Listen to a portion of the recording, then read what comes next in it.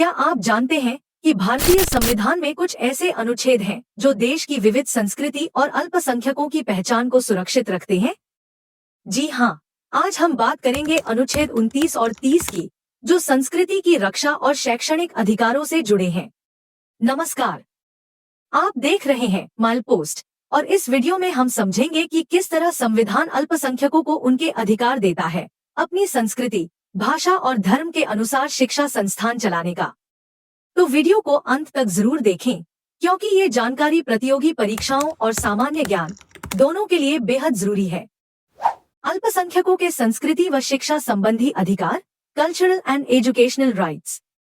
किसी समाज में अल्पसंख्यकों की सुरक्षा एवं संरक्षण सर्वाधिक महत्वपूर्ण है। भारतीय संविधान में भी इनके संरक्षण के लिए विशेष व्यवस्था की गई है। भारतीय संविधान में भाषाई एवं धार्मिक आधार पर अल्पसंख्यकों का निर्धारण होता है।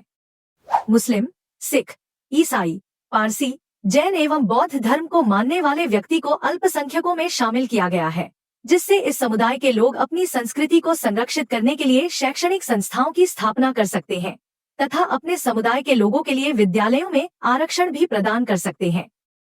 भाषा, लिपि एवं संस्कृति के संरक्षण का अधिकार।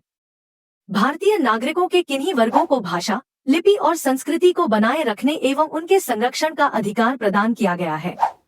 राज्य द्वारा वित्तीय सहायता प्राप्त शिक्षण संस्थाओं में जाति, भाषा, प्रजाति एवं धर्म के आधार पर किसी भी व्यक्ति को प्रवेश से वंचित नहीं किया जाएगा। यह भारतीय संविधान की विशिष्टता है कि अधिकार व्यक्ति और समूह दोनों को प्राप्त है। संप्रति बहुसंस्कृतिवादी युग में पूरी दुनिया में अल्पसंख्यकों के अधिकारों को मान्यता दी जा रही है। भारतीय समाज की विविधता के बारे में यह पंक्ति कोस कोस पर बदले पानी, चार कोस पर वाणी एक सटीक टिप्पणी है, जिसका ध्यान संविधान निर्माताओं ने रखा और समूह को भी अधिकार प्रदान किया। शिक्षण संस्थानों की स्थापना व प्रबंध का अधिकार। अल्पसंख्यक वर्गों को निम्नलिखित अधिकार प्रदान किया गया है। प्रथम, भाषाई एवं धार्मिक अल्पसंख्यकों को अपनी शैक्षिक संस्थाओं की स्थापना एवं उनके प्रबंध का अधिकार प्राप्त है। द्वितीय, राज्य अल्पसंख्यक वर्ग की शिक्षण संस्थाओं के संपत्ति अर्जन पर निर्धारित राशि प्रदान करेगी। यह भी उल्लिखित है कि राज्य द्वारा शिक्षण संस्थाओं को दिए गए अनुदान में इस आधार पर भेदभाव नहीं किया जाएगा कि वे अल्पसंख्यकों के प्रबंध के अंतर्गत हैं। अल्पसंख्यक का अभिप्राय। संविधान में अल्पसंख्यक शब्द को परिभाषित नहीं किया गया है, परंतु अनुच्छेद 30 के अंतर्गत अल्पसंख्यकों के दो, भाषा एवं धर्म आधारों का उल्लेख है। उच्चतम न्यायालय के निर्णय के अनुसार अल्पसंख्यकों का निर्धारण अखिल भारतीय रूप में नहीं होगा, अपितु राज्यों के अनुसार किया जाएगा, क्योंकि भारत में राज्यों का निर्माण भाषाई आधार पर किया गया है। न्यायपालिका के अनुसार जिस समुदाय की जनसंख्या 50% से कम है, उसे अल्पसंख्यक की श्रेणी में रखा जाएगा। स्थापना एवं प्रबंधन का अधिकार।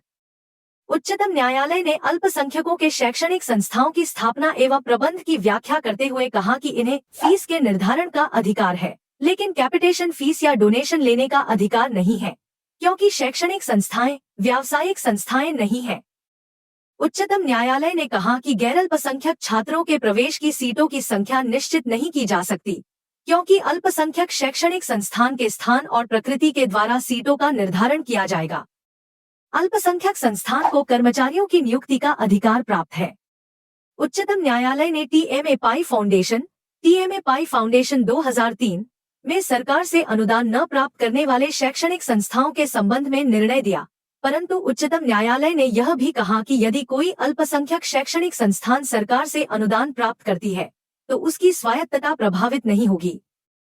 लेकिन अल्पसंख्यक शैक्षणिक संस्थाओं को अकादमिक सत्र का निर्धारण, अकादमिक अर्हता का निर्धारण एवं शिक्षकों की योग्यता के निर्धारण में सरकार के निर्देशन का पालन करना पड़ेगा। 93वें संविधान संशोधन 2005 के द्वारा सभी प्रकार की केंद्रीय शैक्षणिक संस्थाओं तथा निजी शैक्षणिक संस्थाओं में गैर अनुदान प्राप्त भी सामाजिक व शैक्षणिक रूप में पिछड़े वर्गों, अनुसूचित जाति व जनजाति के आरक्षण का प्रावधान किया गया है, जिसमें अल्पसंख्यक संस्थाएं सम्मिलित नहीं हैं। इसी स्वायत्तता के प्रावधानों के अनुसार वर्ष 2014 में उच्चतम न्यायालय के द्वारा दिए गए महत्वपूर्ण निर्णय में कहा गया है कि शिक्षा के अधिकार के अंतर्गत लागू होने वाला आरक्षण अल्पसंख्यक शैक्षणिक संस्थाओं पर लागू नहीं होगा।